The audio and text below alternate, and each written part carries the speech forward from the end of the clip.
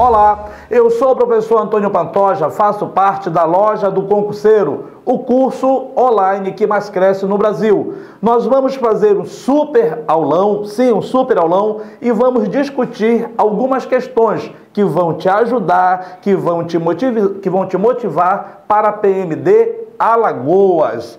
Algumas questões são questões inéditas e outras questões são questões da Banca CESP, do último concurso PM Alagoas, que foi em 2017. Ok, moçada? Vamos para a primeira questão, para nós não perdermos tempo. No que se refere a períodos significativos da história do Brasil, julgue os itens subsequentes. Primeiro item: o trabalho escravo nas minas tinha característica única. Era uma realidade bem distinta das áreas agrícolas. O complexo meio social lhe permitia maior iniciativa e mobilidade. Nós sabemos que nós temos certo e errado. E a professora Iara, no concurso do Maranhão, onde nós fizemos algumas aulas presenciais. Olá, pessoal do Maranhão, muito obrigado pelo carinho, nós não esquecemos de vocês. Aquela carreata, aquela comitiva, aqueles grupos que estavam com a gente, isso está ainda muito vivo na nossa memória. Muito obrigado pelo carinho a todos vocês do Brasil. É interessante que a professora Iara, ela colocou algo na minha cabeça que eu não esqueço. Se você tem um modelo de prova certo e errado, e no momento que eu tenha dúvida, eu não marco. E isso ficou muito marcando na minha cabeça. Por quê? Porque no momento que eu faço a leitura, eu tenho que ter certeza que esta afirmativa está correta. Então vamos lembrar, a partir do século XVIII, nós vamos ter um novo período econômico no Brasil. E este novo período econômico no Brasil é justamente a mineração. É neste período que nós vamos ter um aumento considerável do trabalho escravo. Só que na mineração, o trabalho escravo ele vai se dar de forma diferente. Por que de forma diferente? Primeiro, na economia do açúcar, o escravo ele estava bastante distante do seu senhor. Na maioria das vezes, na economia açucareira, o escravo tinha contato com o feitor, o escravo tinha contato com seu capataz. Já na economia da mineração, esse contato com o seu dono era muito mais presente. Uma outra questão, que na mineração eu preciso motivar este negro a trabalhar. E nem sempre esta motivação, através do açoite, do espancamento, era eficaz. Então, alguns, negrito, eu disse, alguns senhores motivavam o negro como? Se ele encontrar tantos gramas de ouro, eu vou te dar um tempo para que você possa minerar por conta própria. Alguns negros escravos também se arriscavam também para extrair o ouro. Um outro ponto fundamental, que a mineração ela vai gerar uma riqueza muito mais rápida. E muitos senhores, eu disse muitos senhores, até como forma de gratidão, davam a liberdade para esse negro. O que interessa para nós? Na tua prova, ela pode vir um gráfico. E neste gráfico ele vem mostrando o número de escravos libertos na área da economia açucareira e o número de escravos libertos na mineração. Na mineração, você vai perceber que você vai ter um número maior de negros libertos. Ou seja, o que interessa para nós, que nas áreas de mineração havia uma possibilidade maior de conquistar a sua liberdade, de conquistar a sua alforria. Detalhe que não tem a ver com essa afirmativa. Mesmo que o número de libertos na mineração fosse maior, o número de mortos também na mineração era impressionante. Nas áreas mineradoras, o número de negros que morriam era bastante significativo pela questão da periculosidade e da insalubridade do local. Então, o que interessa para nós? Afirmativa 1. O trabalho escravo nas minas tinha características únicas? Sim. Era uma realidade diferente das áreas, exemplo, açucareira? Sim. O complexo meio social lhe permitia maior iniciativa e mobilidade? Qual é o termo mobilidade? Dava para ele uma condição maior de liberdade? Sim. Então, esta alternativa está correta.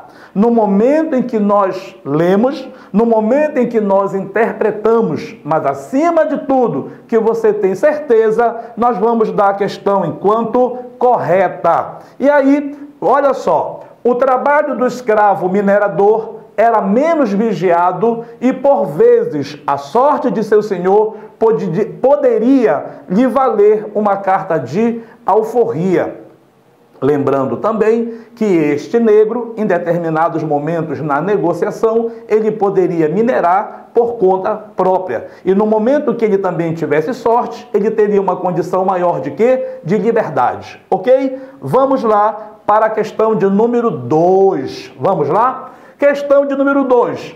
O Brasil, desde o início da Segunda Guerra Mundial, não manteve posição de neutralidade e logo posicionou-se ao lado da Alemanha, o que favoreceu empréstimos para a construção da usina siderúrgica nacional.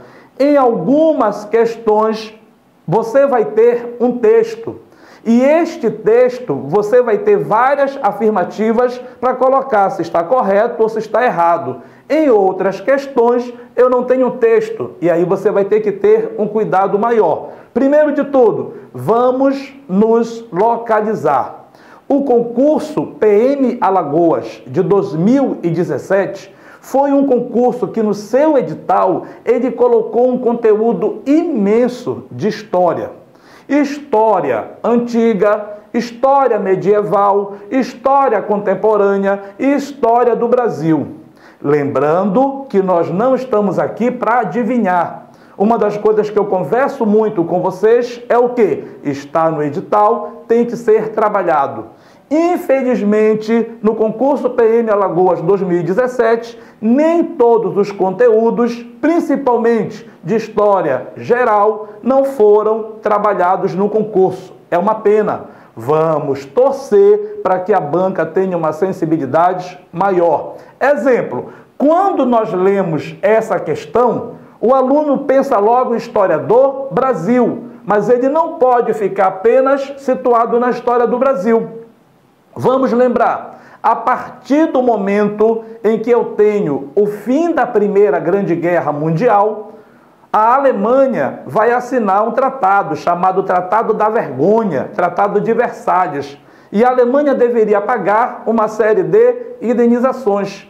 Isto vai fazer com que a crise já vivida pela Alemanha se torne muito mais intensa. É justamente neste período que eu vou ter o crescimento, tanto na Alemanha quanto na Itália, de determinadas ideologias. Na Itália você vai ter o fascismo e na Alemanha você vai ter o nazismo. O que interessa para nós? Italianos e alemães viajavam pelo mundo.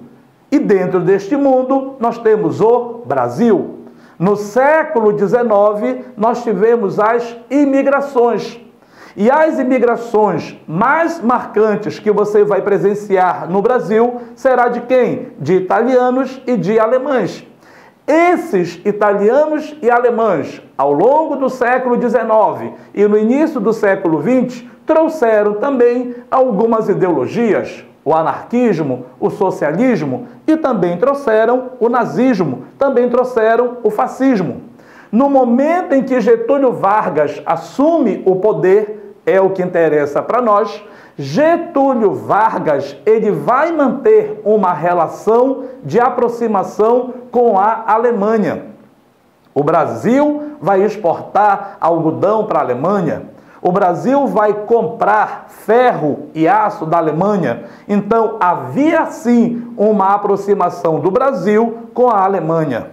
Acontece que, no momento em que a Segunda Grande Guerra Mundial explode, no momento em que os Estados Unidos entram na guerra, os Estados Unidos eles vão precisar do litoral brasileiro. porque ficava muito mais fácil, através do litoral brasileiro, nordeste, chegar até o continente africano. Franklin Delano Roosevelt vem ao Brasil, conversa e negocia com Getúlio Vargas. E Getúlio Vargas, ele vai se posicionar agora, aliado de quem? Aliado dos Estados Unidos da América. Este item é extremamente importante para o andamento da Segunda Grande Guerra Mundial. Respirando de novo, depois de tudo que eu falei, vamos ler. O Brasil, desde o início da Segunda Guerra Mundial, não manteve sim, uma posição de neutralidade.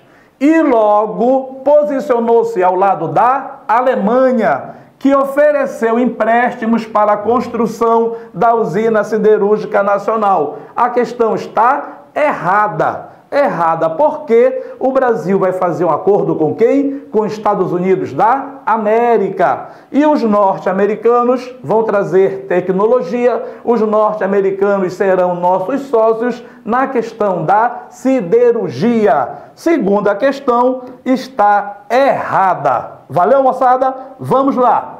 Terceira questão. Antes de ir para a terceira, eu estou colocando sempre aqui um quadro de apoio. Franklin Delano Roosevelt visita o Brasil em 1943. Você pode perceber que antes de dizer se estava certo ou errado, eu contextualizei. Vamos lembrar que no primeiro momento o Brasil tem uma relação com a Alemanha, relação comercial. Ao início da guerra, o Brasil ainda não se posiciona, então é de neutralidade. E a partir de 1942, após a visita, após o acordo norte-americano, o Brasil vai declarar guerra à Alemanha. E em 1943, você vai ter a criação da Força Expedicionária Brasileira. Terceira questão, moçada. A respeito das fases da Revolução Industrial, julgue o item subsequente. Vamos lá? A respeito das fases da Revolução Industrial. Item 3. A segunda Revolução Industrial, ocorrida no século XIX, determinou mudanças significativas em relação à primeira Revolução Industrial, ocorrida em meados do século XVIII. Foram mudanças tecnológicas, correto, organizacionais, correto, e sociais, que reorganizaram as forças políticas e econômicas internacionais. Até aí, moço, até aí, mocinha, está correto. Possibilitando maior liberdade ao artesão. Está errado. Nós, quando estivermos fazendo a nossa prova, com a nossa canetinha abençoada, ungida, nós vamos ter que se dar, o trabalho de ler e não se empolgar, porque às vezes acontece muito isso. Eu já li esse assunto, e aí você não pode passar batido. Lembrando que desde o primeiro momento da primeira Revolução Industrial, o artesão ele vai perdendo gradativamente a sua liberdade. O artesão ele deixa de ter autonomia, o artesão ele vai deixar de ser o senhor da produção. Sai o artesão e vai surgir a figura de quem? A figura do burguês. Terceira questão, a afirmativa está errada, ok? E aí, eu coloquei aqui para vocês alguns textos, algumas imagens. O desenvolvimento industrial arruinou os artesãos, pois os produtos eram confeccionados com mais rapidez nas fábricas. Lembrando que a partir de determinado momento da Revolução Industrial, você saiu do trabalho artesanal e passou para a manufatura. E depois nós vamos passar para a maquinofatura. Para você também não esquecer, olha o que eu coloquei para vocês. Uma das principais características desta fase da Revolução Industrial é justamente o aumento da utilização do petróleo. Aonde? Nos motores a explosão. Vamos tirar os motores a vapor e vamos utilizar o petróleo. Algo que vai dar uma velocidade que nós não temos ideia à comunicação, é a questão do telégrafo. Então, no teu concurso, eu posso colocar outras características da Revolução Industrial. Vamos lá, moçada? Número 4. A respeito da história de Alagoas, julgue o item subsequente. Eu peço para vocês, e em 2017 eu repeti isso várias vezes, que todas as vezes que nós formos trabalhar a história de Alagoas, nós temos que fazer sempre uma referência a Pernambuco. Você não pode estudar a história de Alagoas se não fizer uma referência a Pernambuco. Lembrando também que a partir do século XVI, os portugueses serão obrigados a ocupar determinadas áreas do Brasil. Por quê? Porque os franceses já estavam aqui, já lidavam muito melhor com os habitantes que aqui viviam, que nós chamamos de índios. E os portugueses sabiam que para ocupar este local, eles vão precisar, primeiro, criar um sistema que já conheciam, sistema de capitanias hereditárias. E nós também vamos precisar de criar algumas expedições para conhecer o terreno, para conhecer o litoral e ocupar através do quê? De atividades econômicas. Já te dei uma dica. Vamos lá. A respeito da história de Alagoas, julgue o item subsequente. A primeira expedição ao sul da capitania de Pernambuco foi conduzida pelo próprio donatário Duarte Coelho, que saiu do Recife, beirando o litoral, até chegar à foz do rio São Francisco. De lá, rio acima, deparou-se com um local privilegiado pela natureza, com um rio cheio de pedras. Ali ele vai edificar um forte que deu origem à povoação de Penedo. Fizemos uma leitura que vocês já ouviram e já leram várias vezes e vocês sabem que essa questão está completamente correta. Lembrando que no momento em que nós vamos ter esta ocupação, ela não foi uma ocupação rápida, foi uma ocupação gradual. Vamos lá, moçada? Questão de número 5. No que se refere a períodos significativos da história do Brasil, julgue o item subsequente. No que se refere a períodos da história do Brasil, notem que em várias questões da banca CESP, nós não vamos determinar o período Brasil Colônia, Brasil República, Brasil Império. Eu estou colocando para vocês que é sobre a história do Brasil. Vamos lá?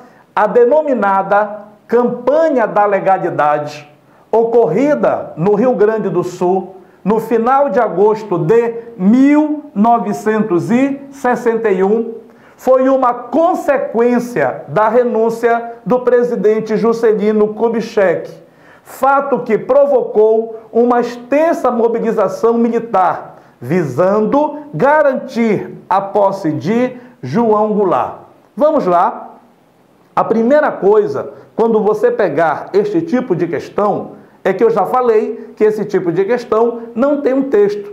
Às vezes, quando você faz uma prova e tem um texto mais longo, você reclama. Se vier um texto, diga, oba, valeu. Por quê? Porque o texto ele vai te localizar. Vamos lá. O que é que eu tenho que ter a preocupação? A denominada Campanha da Legalidade, é um termo que você tem que saber, ocorrida no Rio Grande do Sul, no final de agosto de 1961, foi uma consequência da renúncia do presidente Juscelino Kubitschek. Estamos naquele domingo abençoado ungido, e aí você diz, Juscelino Kubitschek renunciou? Mocinho, ei moço, em alguma vez na tua vida você ouviu falar que Juscelino Kubitschek renunciou? Não. Então você vai marcar a questão como errada. Mas se eu tenho a dúvida, eu não marco. Porque se eu marcar e eu perder a questão, eu perdi um ponto que eu já tinha. Você que é concurseiro e que fez principalmente a prova PM Maranhão, você percebeu que algumas questões o gabarito estava errado, que você entrou com recurso baseado em textos em livro, fornecido pelos mais diversos concursos, e a banca não aceitou. E o que acontece? Aquele que não marcou ganhou a questão. Então, a tua aprovação, a tua colocação também requer esse jogo de cintura. Você precisa ter a confiança de, no momento que você não lembra, Juscelino renunciou? Ele não renunciou. Renunciou, não marca. Vamos lá, moçada? A denominada campanha da legalidade. O que aconteceu? Aconteceu o seguinte, que o presidente da República era Jânio Quadros. E quando Jânio Quadros foi eleito presidente, ele foi eleito com uma votação significativa. Era um homem eloquente, uma pessoa extremamente popular. Qual foi o problema? O problema é que Jânio Quadros, ele vai realizar algumas ações que vão contrariar o empresário, que vai contrariar a União Democrática Nacional, que democrática não tinha absolutamente nada, e o Jânio Quadros ele vai começar a se isolar internamente. Para piorar, Jânio Quadros, ele é nacionalista, e ele achava que o Brasil deveria ter uma política externa independente. Ele vai reatar relações diplomáticas com a China, com a União Soviética. Ele vai condecorar Ernesto Che Guevara. Então, a banca, quando ela coloca a história geral, ela não precisa, às vezes, colocar um assunto. Ela está te dando a condição de estudar. Lembra que em 1961, nós estamos vivendo um período de extremos, a chamada Guerra Fria. E esta Guerra Fria estava muito, mas muito mais intensa a partir do quê? Da Revolução Cubana. Principalmente quando Cuba vai estar ao lado da União Soviética. Imaginem o que é os Estados Unidos da América, com a sua arrogância, vê Jânio Quadros, Brasília, recém-inaugurada, condecorando o quê, moçada? Jânio Quadros. Jânio vai se isolar e, numa tentativa de ter o seu poder fortalecido, renunciou. E a renúncia não ocorreu como ele previa. Quem é o vice-presidente? João Goulart. E aonde estava João Goulart? Na China socialista. Então, meninos, vocês já perceberam que essa questão, ela possui itens incorretos. Então, a questão está completamente errada, moçada. Lembrando que esta crise foi uma crise em decorrência da renúncia do presidente Jânio Quadros. Vamos lá. Lembrem, ok? Que eu não paro muito a minha aula para fazer alguns comentários, porque o seu tempo é precioso. A maioria de vocês trabalha e vocês querem uma revisão prática. E eu estou aqui para isso, pessoal. Item número 6. No que se refere à história grega, olha só, nós saímos da Segunda Grande Guerra Mundial, saímos da Revolução Cubana e vamos para onde, pessoal? Na Grécia. Sim, PM Alagoas 2017 previa que poderia cair história antiga. No que se refere à história grega, julgue os itens subsequentes. A democracia, cuja experiência mais marcante e conhecida foi a da Grécia Antiga. Esse modelo é conhecido como democracia direta, quando as decisões são tomadas por cada um dos cidadãos sem intermediários, ok? Na Grécia, quem era considerado cidadão, ele colocava seu nome em um vaso e aí havia um sorteio. Se ele fosse sorteado, ele iria representar, ele iria dizer o que poderia e o que não poderia ser feito. Hoje, no Brasil, a nossa democracia, ela não é direta. A nossa democracia no Brasil é uma democracia o quê, pessoal? Representativa. Vamos lá. A democracia cuja experiência mais marcante e conhecida foi a da Grécia. Esse modelo é conhecido como democracia direta, quando as decisões são tomadas por cada um dos cidadãos sem intermediário. E questãozinha boa, né? Correta, moçada? Vamos para o comentário. Numa democracia direta, o cidadão vota e expressa a sua opinião sem intermediários. Por esse motivo, a maioria dos governos democráticos utiliza uma forma de democracia indireta. A democracia representativa atual do Brasil, em que as decisões políticas não são tomadas diretamente pelos cidadãos, mas por representantes eleitos por ele. Vamos lá? A respeito do feudalismo, julgue o item subsequente. Eu disse para vocês ainda há pouco, e vamos torcer, né, para que haja uma consciência da banca, que este concurso da PM Alagoas 2017 foi muito cansativo para nós gravarmos as videoaulas.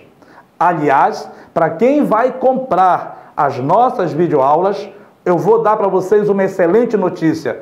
Todas as videoaulas já estão gravadas e nós temos para vocês uma oferta de mais de 60 questões que você vai ter contato. Comprou, você já tem acesso. São vários simulados, são vários exercícios. Fica conosco com a loja.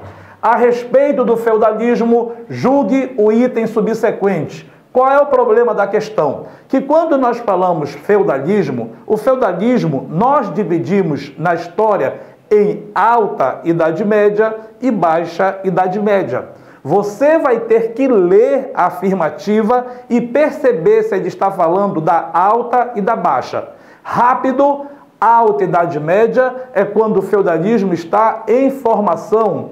Alta Idade Média é quando o feudalismo é o clássico, o poder é descentralizado, pouca utilização da moeda, você vai ter uma produção de subsistência. Quando o feudalismo ele passa a se transformar, quando o feudalismo ele passa a se desenvolver, você vai chamar de Baixa Idade Média. Volta a utilizar a moeda, você vai ter o desenvolvimento do comércio, você vai ter as cruzadas, já começa a surgir o artesão, já começa a surgir o banqueiro, o burguês. Então, na hora de fazer a questão, você tem que dar uma respirada e ter esse conhecimento. A tua aprovação depende disso. Na Alta Idade Média, a sociedade feudal baseava-se em uma estrutura hierárquica quádrupla, cujo topo era ocupado pelos reis e pela nobreza. Em seguida, posicionavam-se o clero e os religiosos leigos. Logo abaixo, os comerciantes e os burgueses, moradores das cidades. E na base inferior, os camponeses. Aí, nós vamos ter que entender que a afirmativa, ela te localizou no tempo. Eu estou falando do que, pessoal? Da Alta Idade Média.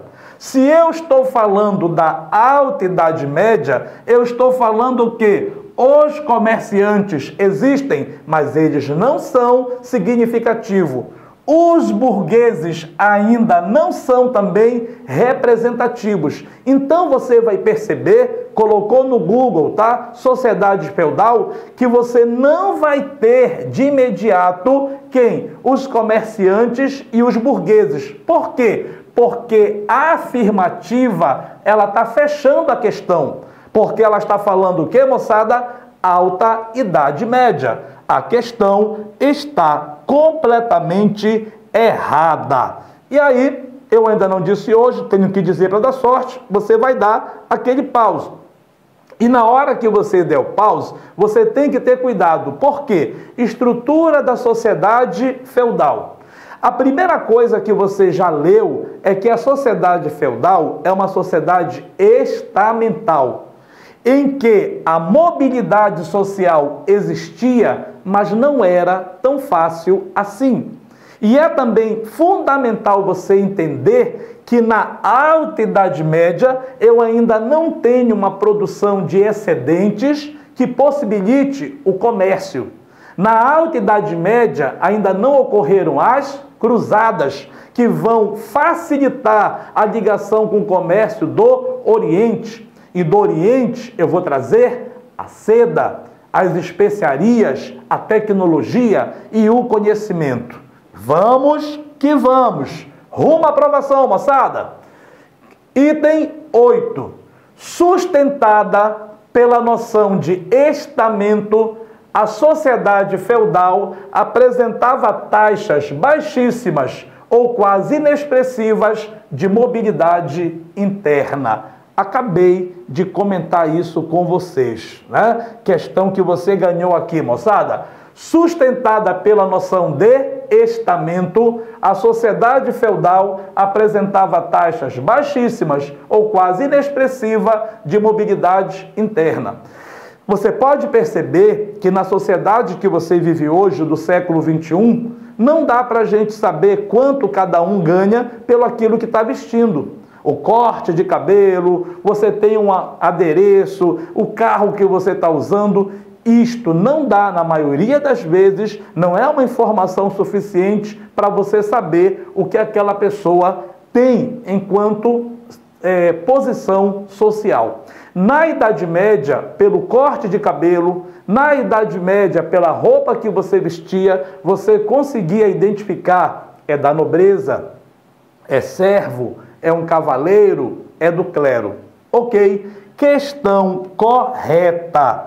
Lembrando que na hora que nós estivermos fazendo a prova, você vai perceber que esta prova, propositalmente, terá questões rápidas de ser feitas, que vai te dar uma confiança, e aquelas questões que você vai ter que respirar e, por que não, deixar para fazer depois.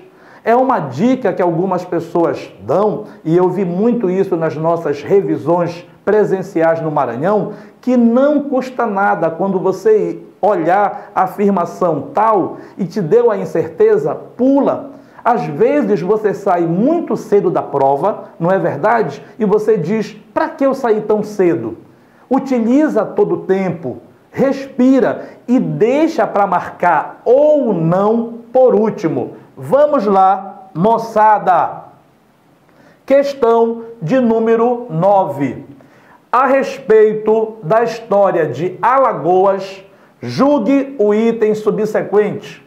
No século XVII, no atual território do estado de Alagoas, ocorreu a maior revolta de escravos realizada no Brasil e que se tornou célebre pela capacidade de estruturar economicamente a comunidade de libertos e de resistir ao cerco dos senhores das autoridades.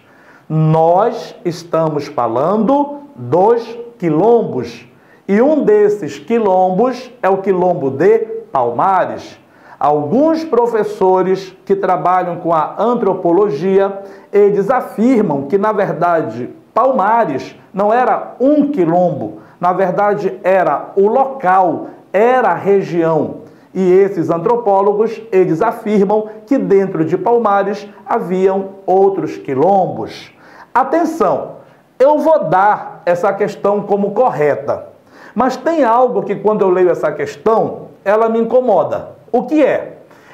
No século XVII, no atual território do estado de Alagoas, ocorreu a maior revolta. Já disse que eu vou dar a questão como certa, mas eu não concordo com a ideia de revolta. Na verdade, quando os negros se organizaram, na verdade, quando os negros conseguiram entender que eles só conseguiriam fugir de forma coletiva e que não adiantava eles fugirem e se separarem, eles foram, ou conscientemente ou inconscientemente, se organizando em determinados locais. Locais distantes dos engenhos, locais distantes do litoral. E eles vão, inconscientemente ou consciente, para algumas regiões mais elevadas, porque eu consigo olhar o inimigo a pelo menos 3 dias de distância. Para o inimigo me atacar, ele vai ter que largar cavalo, é difícil levar canhões. E aí você vai ter o Quilombo de Palmares. O Quilombo de Palmares, na verdade, não é uma revolta. Na verdade, o Quilombo de Palmares é uma resistência. Os negros se organizaram e passaram a viver naquela região.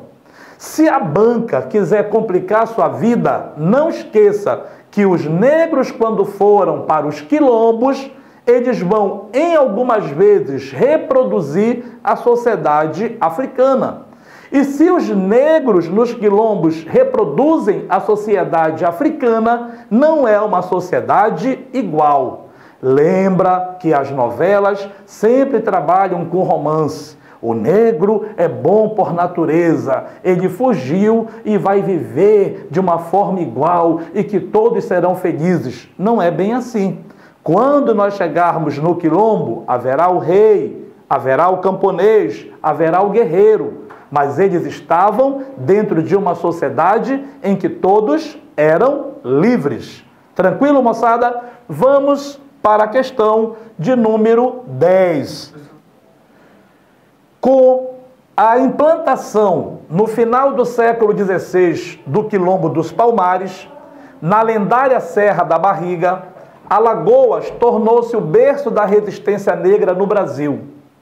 Embora seja a segunda menor unidade da federação, reúne 60 comunidades remanescentes de Quilombo, 53 das quais certificadas pela Fundação Cultural Palmares. A população afrodescendente do estado perfaz um total de 66,6%. É interessante que nós, professores, sempre trabalhamos a ideia do quilombo como algo antigo, como algo do passado. No Nordeste e no Norte, os quilombos, as sociedades quilombolas estão presentes. Ok? E aí, meninos, para vocês não reclamarem, eu peguei uma questão de 2017 da prova PM Alagoas. Notem o modelo da questão. Vem um texto e esse texto vai dar base para algumas afirmativas. Vamos ler agora, com uma tranquilidade muito grande, o texto. Primeiro, no início do século XV, a expansão marítima correspondia aos interesses diversos de classes, grupos sociais e instituições que compunham a sociedade portuguesa. Para os comerciantes, era a perspectiva de um bom negócio. Para o rei, era a oportunidade de criar novas fontes de receita. Para os nobres e os membros da igreja, servir ao rei ou servir a Deus, cristianizando povos. Bárbaros, resultava em uma recompensa em cargos cada vez mais difíceis de conseguir. Nos estreitos quadros da metrópole, para o povo, lançar-se ao mar significava, sobretudo, emigrar, tentar uma vida melhor. Daí a expansão ter se convertido em uma espécie de grande projeto nacional ao qual todos, ou quase todos, aderiram e que atravessou os séculos. Muito bem. Deixa eu primeiro fazer um comentário sobre o texto. Lembrando que a partir do século XIV para o século XV, você vai ter as chamadas grandes navegações ou expansão marítima. O texto está mostrando que existem vários fatores para as pessoas fazerem parte dessa empreitada. Lembrando que algumas pessoas eram nobres, mas não eram importantes em Portugal e na Espanha.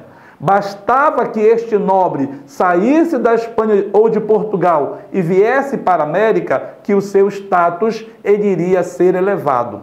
Lembrando também que para muitos atravessar o mar tenebroso, atravessar o mar que levava tantas vidas, era uma forma de quê? De purgar, de pagar os seus pecados.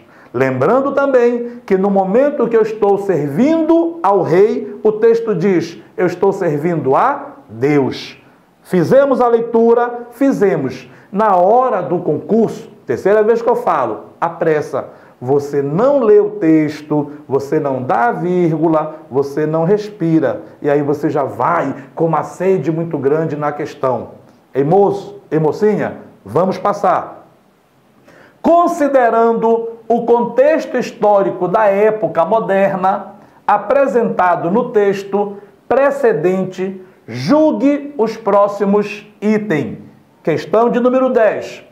A exclusividade comercial do Brasil com a metrópole portuguesa foi rompida a partir da transferência da corte portuguesa para o Brasil e da abertura dos portos às nações amigas. Questão difícil. Por que eu estou falando que essa questão é difícil? O texto, ele está falando do século XV, do século XVI. Então vamos respirar. No primeiro momento, quando os portugueses vieram para cá, os portugueses, eles têm uma ligação direta com o seu rei. O rei de Portugal, ele respirava uma mentalidade que era a mentalidade mercantilista. E nessa mentalidade mercantilista, o Estado intervém diretamente na economia. O que interessa para nós? Que no momento em que os portugueses vieram para o Brasil, eles vão aceitar as imposições do rei. E uma dessas imposições do rei, você aprendeu lá na 5ª a 6ª série, era o chamado Pacto Colonial. Aí você repetia com o professor, né? Pacto colonial. O Brasil só pode vender para Portugal. Você gritava. Pacto colonial. O Brasil só pode comprar de Portugal. Lembrando que o teu professor de geografia, ele vai chamar essa relação de divisão internacional do trabalho. Isto é o que o texto está falando. O que interessa para nós? Que na afirmativa 10, ele dá um salto. Para que século? 19. Respirando, no século 19, entre 1807 e 1808, por vários motivos, a família real, a corte portuguesa, vem para o Brasil. Dom João VI e aproximadamente 1.500 pessoas transferiram a administração portuguesa para o Rio de Janeiro. No momento em que Dom João chega ao Brasil, ele recebe qual notícia? Napoleão, cumprindo a ameaça, invade Portugal. Se Dom João está no Brasil e os nossos portos estão abarrotados de produto, ele precisa vender esses produtos. Ora, quem é que vai ser o principal beneficiado? Letra D, Inglaterra. Quando a corte portuguesa vem para o Brasil, quem escolta as embarcações? Os navios ingleses. Quando a corte chega no Brasil, quem fica policiando o litoral para os franceses não invadir? Ingleses. Então, em 1808, João vai decretar a abertura dos portos. O que decreta a abertura dos portos? O Brasil vai poder comprar e vender com as nações amigas. E qual era a nação mais amiga do Brasil? Inglaterra. Eu digo e afirmo que a abertura dos portos acaba com a principal característica do Brasil colônia, que era o Pacto Colonial. A exclusividade comercial do Brasil com a metrópole portuguesa foi rompida a partir da transferência da corte portuguesa para o Brasil e da abertura dos portos à nação amiga. Questão certíssima. Notem que esta questão aqui, ela exige de você este conhecimento. É por isso que eu digo para você, se você não fez a leitura do texto de forma adequada e se você não percebeu o jogo que ele está justamente estabelecendo. Qual é o jogo, Pantoja? Antes eu tinha o pacto colonial. E por que agora eu não tenho pacto colonial? Porque a família real está no Brasil? Não. Eu não tenho mais o pacto colonial, porque o Brasil não tem como enviar seus produtos para a metrópole, porque foi invadida por quem? Por Napoleão Bonaparte. Olhem só, questão de número 11. A produção dos engenhos das Alagoas, na capitania de Pernambuco, voltava-se essencialmente ao consumo interno da população urbana, que surgia na região, apesar da importância do açúcar para o comércio internacional da metrópole portuguesa. Olhem o nosso texto básico. Quando os portugueses vieram para cá, eles não vieram ocupar o Brasil, eles vieram colonizar o Brasil. A maioria dos portugueses que vieram para cá, eles queriam enriquecer e voltar para Portugal. Alguns ficaram de forma espontânea e não planejada. O que interessa para nós? Que no momento em que os portugueses vieram para cá, vamos lembrar, capitanias hereditárias. Qual foi uma das capitanias que prosperou? Pernambuco. E de Pernambuco eu vou ter a ocupação de outras áreas. E uma delas vai dar origem a longo prazo a Alagoas. O que interessa para você é que neste momento eu tenho uma ideia de como ocupar o Brasil e de como colonizar o Brasil. A maioria dos produtos, repito, negrito fonte 100, a maioria dos produtos era para exportação. Qual foi a nossa primeira atividade econômica de plantar e de produzir? A indústria açucareira. Então, o que é que eu estou dizendo para você? Que nas áreas que eu vou produzir açúcar, primeiro, é uma região rural. E este produto é para o consumo interno? Não, é um produto para exportação. Professor, mas as pessoas não vão aqui consumir o açúcar? Vão, de baixa qualidade. Se você perguntar para mim, que não está no edital, qual é o primeiro produto a ser produzido aqui para o consumo interno? A farinha de mandioca, que nós hoje não valorizamos, mas que vai abastecer e que vai sustentar a população nordestina.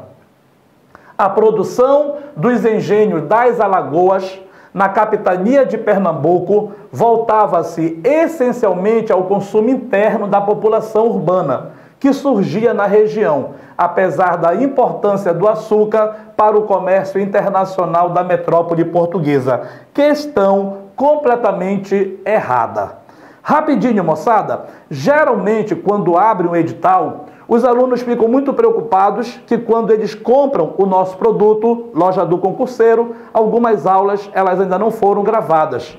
E eu sempre pedi a desculpa porque quando se abre um concurso, nós temos que ler e aprofundar para não ter a dúvida. Nós temos que estar preparado de fato. Lembra que isso é a tua aprovação. Hoje eu estou muito feliz, por quê? Porque este concurso já está rodado, as aulas já estão prontas e nós vamos apenas adaptar quando o edital realmente sair. Então, compre o nosso material, porque agora eu não tenho a preocupação de gravar tantas aulas como eu gravei em 2017. Hoje eu estou apenas revendo o material e vou ter mais tempo para quê, pessoal? Para trabalhar uma revisão com qualidade. Vamos lá, moçada? Questão de número 12. O descobrimento do Brasil se insere no contexto das práticas mercantilistas, que pressupunham a intervenção do Estado na implantação e na criação de condições favoráveis ao desenvolvimento de atividades econômicas. O texto está falando isso. Eu já expliquei, e não vamos repetir, que quando os portugueses colonizaram o Brasil, a mentalidade é mercantilista. E nesta mentalidade mercantilista, o Estado é ele que vai intervir, é ele que vai gerenciar o que plantar, o que produzir e qual imposto você vai pagar. Vamos lá? O descobrimento do Brasil se insere no contexto das práticas mercantilistas, que pressupunham a intervenção do Estado na implantação e na criação de condições favoráveis ao desenvolvimento das atividades econômicas. Questão certa, correta. Aí lembrem, dentro do concurso PM Alagoas 2017, você tem história geral. Aí o aluno às vezes diz, não caiu nada de geral. O conteúdo lá de geral te dá subsídio, te dá base para responder esta questão. Eu coloquei para vocês aquele gráfico para vocês lembrarem, né? Do tempo que vocês eram moleques, que as meninas usavam trancinha e o professor colocava a questão do pacto colonial, que eu já expliquei lá na frente, né? Lembrem que a única função do Brasil era dar lucro à metrópole. E aí o professor de geografia, ele não trabalha mais o termo pacto colonial. Ele vai trabalhar o quê, pessoal? Divisão Internacional do Trabalho. Estamos chegando ao fim desta nossa revisão. Acredito que vocês tenham gostado. É uma revisão feita com carinho e a loja do concurseiro, ela está oferecendo o seu produto, que são as nossas videoaulas, são os nossos exercícios, são os nossos simulados. E eu coloco sempre para vocês, estamos oferecendo um curso completo, videoaulas de teoria e exercício. Só de história eu estou oferecendo agora mais de 60 questões. No ato que você fez a compra, você já tem 60 questões. 6 simulados, mais revisão online de véspera, apostila em PDF. Lembrando, pessoal, que os nossos simulados e essa revisão online de véspera é uma revisão abordando todos os conteúdos. Eu digo, qual é o investimento? O investimento é de R$ 278, que você pode parcelar de 12 vezes. Investimento não é uma perda. Investimento é aquilo que eu terei lá na frente, o lucro. E qual é teu lucro? Qual é o resultado? É a tua aprovação. Incluindo 100 vídeos de questões modelo CESP. Fiquem conosco, muito obrigado, os comentários sempre são bem-vindos, as críticas são aceitas, valeu moçada, mais um concurso, mais uma aprovação, até mais moço!